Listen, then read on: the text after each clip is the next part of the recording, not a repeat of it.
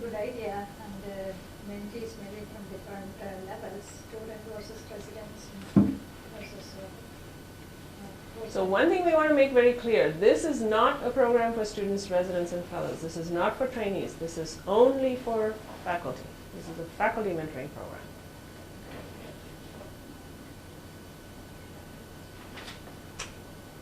Because we have student mentors, you know, sending us emails right now, and I thought this was the program addressing what we're doing with our students. Some of what you do will be very similar with what you do with the students, but there is already an existing mentoring program for students. The Vital Signs mentoring program is in place for students, Right. and so we don't want to step on their territory.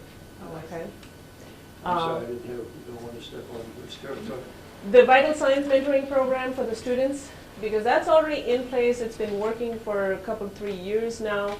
I hear from the students, I'm a mentor in that program. I hear from the students, it's sort of some positives and some negatives, but I think they're trying to really work on that. And maybe Katie, you can talk a little bit more about The that. model for that, so you talk about models of mentoring, and that's a great example, even though it's specific to medical students, but the model changed. So I think when I first started at Creighton, and this is the familiar model to most of you, we were assigned maybe just 2 or 3 students with each incoming class, and then it was pretty informal expectation, and now they have a much more formal program, and I think, I don't know how many you have, I probably have, I don't know, 14 or 15 mentees now. So there are pluses and minuses. One, it's easy to get a critical mass together when we have a group, and there's peer mentoring up and down, so you know the M2s and the M4s can talk, and then I'm there to contribute and certainly get a lot out of those discussions as well. Drawback is that when you have 14 or 15, you just don't, you know, have that personal connection that you did with just 3 incoming M1. So, there are strengths to the model, and Dr. Kavan's office, Michelle Millard, coordinates that. So I certainly don't want to speak for her, but it's been about 2 or 3 years that they've had that in place. She's always looking for additional faculty mentors, so if this conversation intrigues you, talk to her about that. But yeah, it is limited to medical students. And as far as the graduate students, I think, Jason, maybe you can talk a little bit about them, but they're all assigned mentors, correct? Right. Yeah. So those folks are taken care of. For the residents and fellows, you know, they are also, I'm told, assigned mentors through their training programs. So that's not the level at which we want to be working. Our work is at the faculty level. So what Why we're is trying to do it is limited to faculty as opposed to graduate students or fellows? Or because they already have mentoring programs in place for them. We, across the board, do not have, this is a different program, we do not have a faculty mentoring program for the School of Medicine. But we have not had a mentoring program for all of the faculty at the School of Medicine. So that's what this is designed for. I know it's not scientific, but I informally mentor multiple people, including many internal medicine residents, and I'm not aware of a formal, as I'm unaware, of a formal mentoring program for internal medicine residents, is there? There is. Okay, then I wasn't aware of it. They have both advisors and mentors. Right. So this is the reason that we're not stepping into those territories, because there are programs in place for them, and frankly, it's beyond our purview. That's getting beyond what our portfolio is to do, which is to provide support to the faculty. So you're going to be a matchmaking service? Not necessarily. We don't want to be a matchmaking service. So you're getting to a very important part of the discussion, which is how do you want the program to look? Because in some places they have a matchmaking service. They have, and essentially our Women in Medicine and Science program was set up that way, where mentors signed up and mentees signed up, and somebody said, okay, it looks like this person would be a good mentor for these 3 people. Correct, Carolyn? Isn't that how we started? Yes, Archie is a great mentor. And I wish that the chairs or the division chiefs would encourage the faculty to all have mentors, actually, because I think there's a lot of faculty that are sort of lost out there and have no direction, and they just stagnate. If you have somebody that you're kind of accountable to, which I'm not very good at, and I keep thinking I need to contact you, but but to kind of help them along the way, and that's never really been encouraged or to think in the department at all. No, I think it would be very important for faculty retention. I think a lot of people come here for 2 years. I think the people that you see are the people in your division and your bosses who you don't necessarily want, you know, when you're talking about, you don't necessarily want those people as your mentors because they also have responsibility over you. So I think having an opportunity to get a mentor outside of the civic division who's going to say, to urge you a little bit. You're sometimes just swimming, trying to get, you know, everything done that you need done to just kind of keep you on task, that this is where you need to be 5 years from now. I think would be very Yeah, helpful. we don't have that. Yeah. And our chair is too busy to do. He's much too busy. Oh, yeah. What happens is we Yeah. get overwhelmed with clinical Right. chores. Yeah. So if you're a clinician and you're not an academician and you're not, you know, publishing and you're, you know, whatever you're doing to keep the boat afloat in your department, basically, you know, define my experience here. I mean, and then you just don't have time even to be at a meeting. And this is a rare event here, to come and sit for 30 minutes. But, you know, that, and I think that would, to say, like the young people that have joined our department, rather than just let them think that there is a flounder, you know, within the department, I felt compelled to just try to, you know, I don't know, we try to be encouraging within a department, but sometimes it'd be nice outside of the department to hear, you know, someone else say, you know, this is what I've done, or this was my focus, these are the things I've addressed, you know. So- It'd be nice. I think you're hearing some of the reasons that we decided to go forward with this program, because in my position in the dean's office, this is what I hear from the faculty. And on an individual basis, I've tried to help people. But what concerns me often is, okay, these are the people who are showing up at my door. What about all the others who are out there who maybe don't know to do that, don't have the time to come, are afraid to come? There are many reasons that people don't do that. And so this is part of the reason that we thought that this is an important program to have. The question now isn't whether to have a program or not. The question is how to design it. And that's what we need all of your collective wisdom and input for. Is do you think it's a good idea for us to assign people? Do you think people would prefer to choose their own? And if you're thinking, you know, well, shouldn't you know this stuff already? I just came back from the Group on Faculty Affairs meeting. These are the faculty affairs deans around the country who meet in August. And the big debate in which I participated was whether to have a matchmaking service or to have people pick their own. I think just having the program and announcing it, and saying it's an expectation that everybody has a mentor mentee, but also it's an expectation if you have a mentor mentee that you meet once a month for half an hour, but have a few of these rules, and then, you know, I think initially see people if they can find their own, but also making it formalized. Say, you know, lots of times we get advice and so on, but you don't say, oh, I'm your mentor, I'm your mentee, but have somebody, you know, say, now this is a formalized relationship. I think making a formalized relationship is very important, but I think if the dean's office or your office can send out initially some of this thing and see how it percolates by itself, but expecting people to find their own, and then not, then you can have an alternative. So way. your vote is to find your own. No, initially to have people start to find their own, but then also, you know, after that at some point in time, to open it up and have mentees and mentors that, you know, aren't there to fill and pull. But I would encourage people to find their own. But I think you have to give some advice first of who you should, you know, can send out a memo or have some things of. The big kickoff event is in February, where Joe Lugoski will come and do that for us. And then follow up to, you know, here are some suggested mentors, mentees, and see if you can find some of their own. It seems to me that there has to be some element of matchmaking, whether it be you know, very, very structured, or whether it be something with some lists of names, because I can't see faculty showing up in my doorstep, very interested in showing up in my doorstep, you know. I mean, I've only seen them once or twice and say, I'd like you to be my mentor. I don't see that happening. Yeah. It would seem to me there has to be Some will do it, you know, some are bold enough to do that, and some are, you know, junior faculty, they're coming on board, they're from an outside institution, they don't know anybody to go ask, Right. right? You want to say a little bit about that?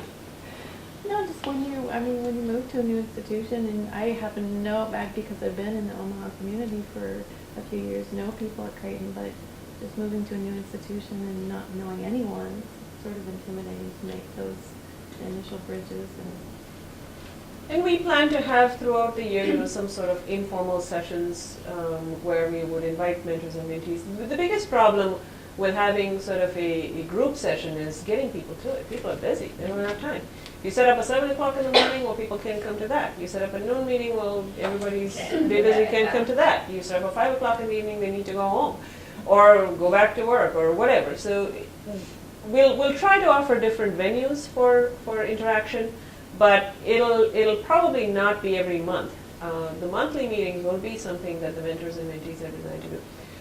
So I'm going to give you some ideas I have, and I want you to shoot darts at them, okay? Good, bad, and different. So here's the first thing. You mentioned sending something out from our office. What I was thinking was we would send out a call for mentors and a call for mentees. And what that is isn't just an email to say, okay, say if you want to be a mentor or mentee. It's more, tell us what your strengths are, tell us what you're looking for. For the mentors, what are your strengths, what do you think you can mentor on? And for the mentees, what is it that you're looking for? And sometimes it's more of your areas of interest. Sometimes it's more of different skills. Negotiation skills. That's not something that anybody, I think, would think of as, okay, I'm an expert in negotiation skills, okay. But the mentors might have those. So, and the mentees might be looking for those. So those are the kinds of things I'm thinking of. So do you think it's a good idea, bad idea? Should I do something different? It's a good idea, but I would definitely write some of those things like some strengths, like some, like negotiation skills. Nobody would ever think about that for themselves. But if you mentioned in the list of possible strengths, and they look at that and go, oh, okay, I could probably. So maybe have a checklist that people can check off and say, okay, I think I can do this. Financial literacy. I don't know. I'm thinking of things. Okay. Grant writing, manuscript preparation, PowerPoint, whatever it might be. So maybe come up with a listing. That's a great idea, Carolyn. We can do that. We can make a list of strengths and needs and supply those. Okay. Even with this meeting, we didn't see many of the new faculty. So how to let them know how important this is? And the chief be the one like a link to let them know or bring them in for this kind to get involved. So even when you are sending those lists and trying to match, how to bring them Your point is well taken, Meera, that we need to reach particularly the junior faculty in some way. We can try through emails. We can certainly try to work through the chairs and the division chiefs, the leadership. I'm not sure how successful we will be that way, but we can definitely make that effort, and we intend to do that. Dr. Chatterjee, one of the things that I'm experimenting with, and some of you actually may have gotten emails from me about leadership development issues, and one of the capacities that we have here is the ability to segment the faculty and student body in a number of different ways, depending on interests and such. So I think we should be able to send out particular emails targeting individual groups, and perhaps we could look at junior faculty with senior faculty, but also maybe associate professors with professors, people looking for go to the next level, and we can break that down quite a bit in terms of a targeted email and targeted questions and responses.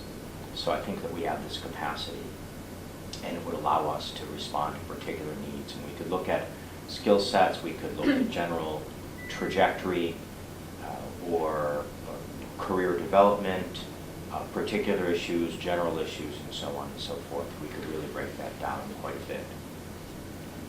You recognize that this is a work in progress. This is not going to be a package that's delivered on February 3rd. Okay.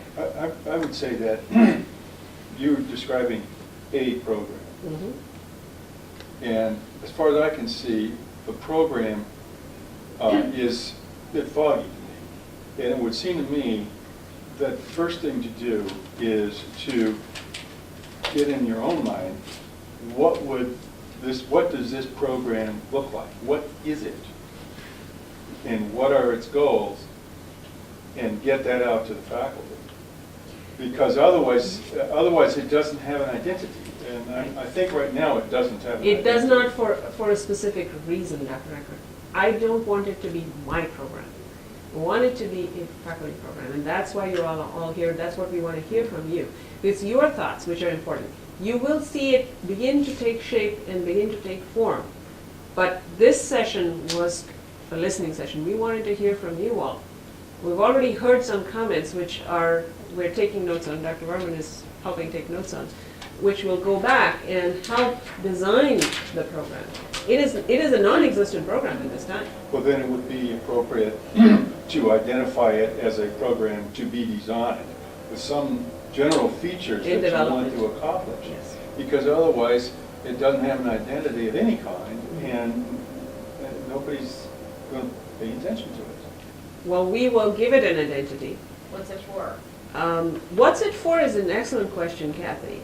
And it could be for, as I went through, various things. It could be for career development, it could be for a specific project, it could be for research, it could be for numerous different things. It depends on what that particular mentor and mentee pair decide it's for.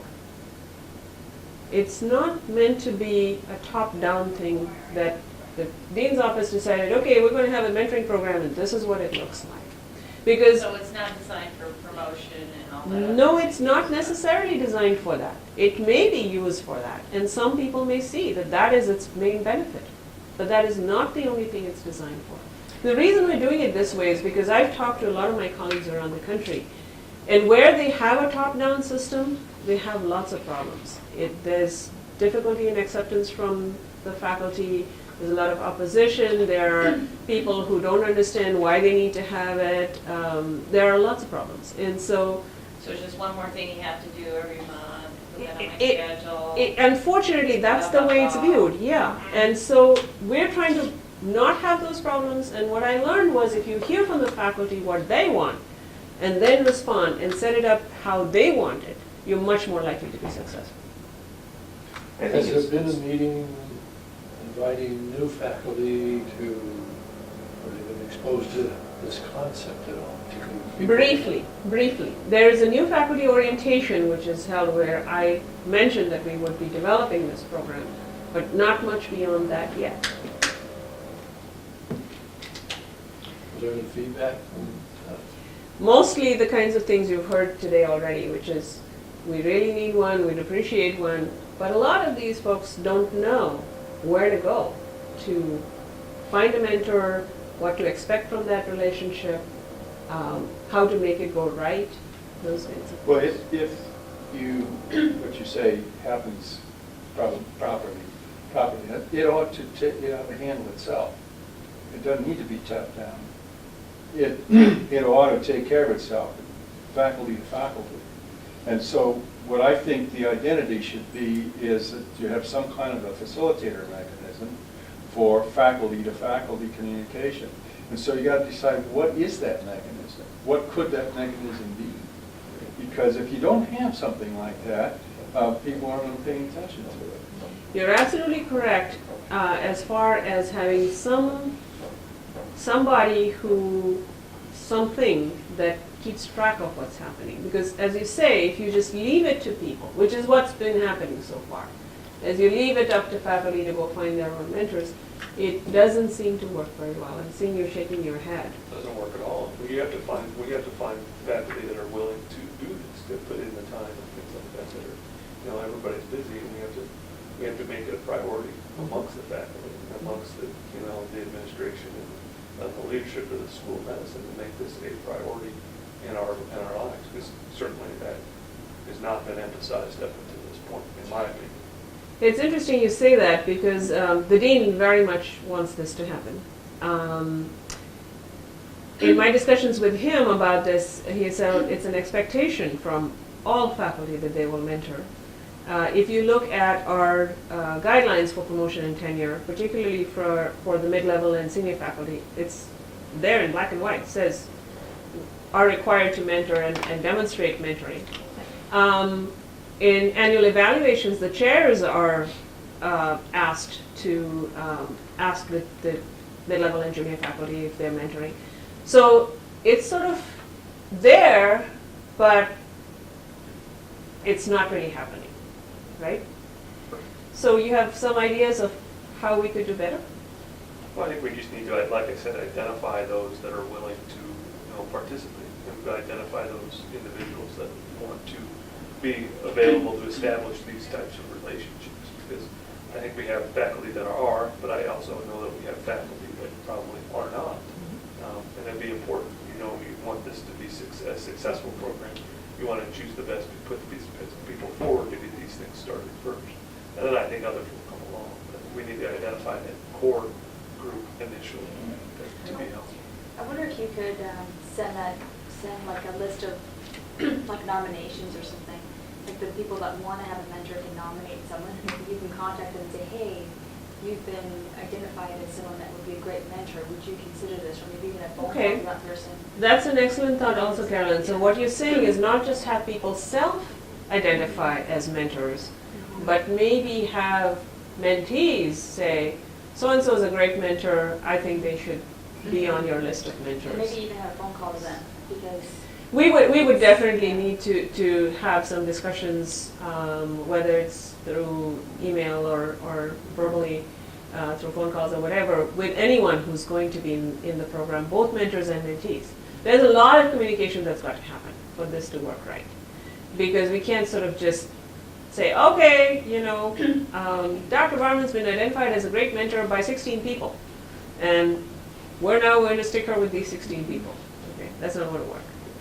But One thing I was going to say about further about what you were saying, Dr. White, is that everybody here, pretty much, at least in my world, they're all recognize their obligation to mentor.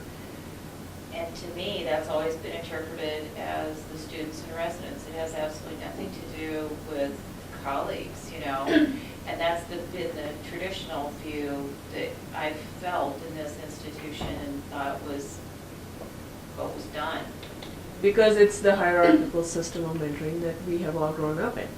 And I think to change from that to I've called it befriending, but to befriend the staff we hire to, talk to them and tell them how it's been and what to expect and so on, was kind of a different view of it. But I think to underscore how important that is, I think it's the only way our department becomes healthier, and many others. But I mean, I'm seeing that that's an ongoing occurrence now, more than it used to be when I see people joining us that are, I don't know, kind of a little more open to that. And it's nice to befriend, but this relationship is a little bit different. Mentor is not your friend. Well, I understood that from your Yeah. presentation. I'm so- saying that, you're not an enemy either. No. This is not, No, no, this no. is not an unkind act. This is somebody, no, This is an act of telling people what's up and what's not, and that's, whatever. This is a true act of altruism, which, being a Catholic Jesuit institution, we all espouse. As being part of Creighton, we're all supposed to be doing this. So it's always interesting to me to not see it happen in this institution. I'm sorry, you got interrupted. So I'm probably the most junior person here. I just became faculty a year and a half ago. You want to introduce yourself to everybody? I'm Tim Simeone. I'm in the pharmacology department. And one of the first things, and so I'm a PhD, so I'm not familiar with the MD side. But one of the first things that I was told, and read a bunch of books as far as what to do as a junior faculty and everything. And they said, seek out the mentoring program. And I was very surprised when I came here that there wasn't one. And so, the mentoring, it goes deeper than what you were talking about as far as the surface, just letting them know how to work in a department, but it goes deeper as far as letting them know how to advance in their careers. And so, yeah, like in that first 6 months, I asked about the mentoring program. It was just, well, there isn't one, and just try to find mentors on your own within the department or outside the department or in other institutions. But, I know I just kind of assumed that every place had a mentoring program, and I was very surprised. Most places do. So on that, why try to reinvent the wheel here? Why not just see who has a successful mentoring program and get there? That's an excellent question. So the reason to develop your own is because each institution is so different. We're going off to the WMC meeting. I'm leaving this afternoon. A number of our faculty have already left.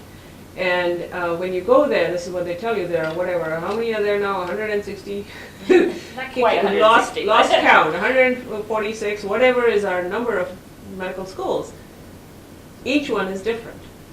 And each one has their own peculiarities that makes it difficult to make a one-size-fits-all. Okay, we will have a mentoring program from Harvard that works for everybody. That's part of the reason that I've been advised by the people I sought advice from. So I went to my mentors and I said, I want to set up a mentoring program. What do you think I should do? And they told me to do this. They said, talk to your faculty, see what they want, and then develop it from there. I think it would be a good idea also to include some kind of listing as to the type of mentoring people might ask for. Mhm. I want to have mentoring for my academic career. I want to have mentoring to get into some research. I want to have mentoring to deal with a chairman I can't stand, or and on and on. I mean, so You are naming things that are absolutely on the minds of our faculty. I can tell you that because I've been the recipient of all of these. well, I think it'd be good to list And them. what I'm trying to do is to find a program where we will have mentors who will be able to do that. Excellent point. And maybe what we'll do is we'll ask for people to send in things that they're interested in. So just as Carolyn suggested that we have nominations for good mentors, we also ask for what do people need mentoring in? Okay, we get some feedback from a larger group than we have here.